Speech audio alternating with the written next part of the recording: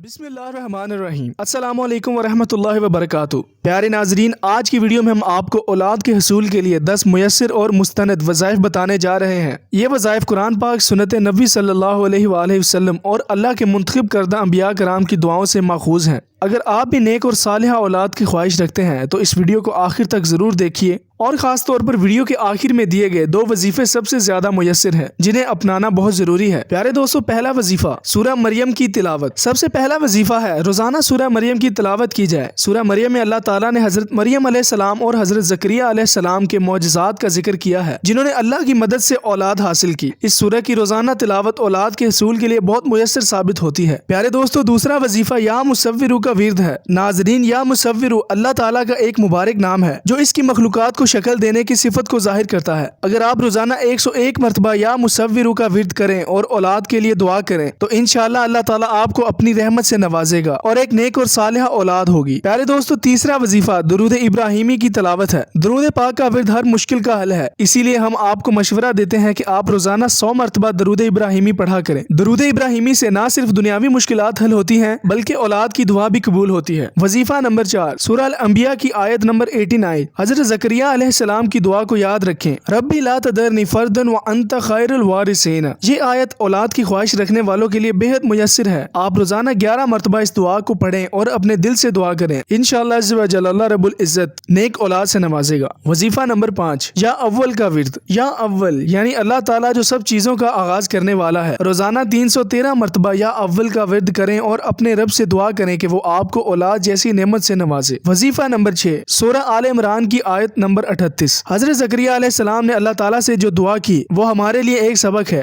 रब्बी humbly मिन लदुनका दुर्रियतिन तय्यबतिन इन्नका समीउद दुआ। ये आयत रोजाना 7 मरतबा पढ़ें और अपने रब से नेक और सालिह औलाद की दुआ किया करें। वजीफा नंबर 7 इस्तगफार का विर्द। रोजाना 100 मरतबा इस्तगफार पढ़ने से इंसान के गुनाह माफ होते हैं और अल्लाह की रहमत का दरवाजा खुलता है। इस्तगफार के साथ दुआ करें कि अल्लाह आपको औलाद अता फरमाए। वजीफा नंबर 8 सूरह फातिर की आयत नंबर 11। अल्लाहु खलक़कुम मिन तुराबि सुम्मा मिन नुतफ़तिन। ये आयत इंसान की तख्लीक का जिक्र करती है। आप रोजाना 7 मरतबा इस आयत को पढ़कर औलाद की दुआ किया करें। वजीफा नंबर 9 सूरह फुरकान की आयत 74। ये इंतहाई मुयस्सर वजीफा है। नाजरीन, ये आयत निहायत खास है। ये दुआ पढ़ने से अल्लाह ताला इंसान को नेक और सालिहा औलाद अता फरमाता है जो वालिदैन के लिए बाइसे सुकून होती है। रोजाना 11 मरतबा ये दुआ पढ़ें और अल्लाह से अपनी ख्वाहिशात को पूरा होने की दुआ करें। वजीफा नंबर 10 नमाज तहज्जुद सबसे फजीलत वाला वजीफा है। आखिर में हम आपको बताना चाहते हैं कि सबसे अफजल वजीफा तहज्जुद की नमाज है। रात के आखिरी हिस्से में उठकर अल्लाह के सामने सजदे में गिड़गिड़ाएं और इससे दुआ करें। तहज्जुद के वक्त अल्लाह ताला की रहमतों का दरवाजा खुला होता है और दुआ बहुत जल्द कबूल होती है। नाजरीन, ये थे औलाद के हसूल के 10 मुस्तनद और मुयस्सर वज़ाइफ। याद रहे कि आखिरी 2 वजीफे यानी सूरह फुरकान की आयत 74 और तहज्जुद की नमाज सबसे ज्यादा फजीलत वाले हैं। लिहाजा अगर आप औलाद की दुआ कर रहे हैं तो इन 2 वज़ाइफ को खास तौर पर अपनाना ना भूलें। अल्लाह ताला आपकी तमाम जायज दुआएं कबूल फरमाए, आमीन। अगर आपको ये वीडियो पसंद आई तो बराए करम हमारे चैनल को सब्सक्राइब करें और इस वीडियो को दूसरों तक पहुंचाएं। अल्लाह हाफिज।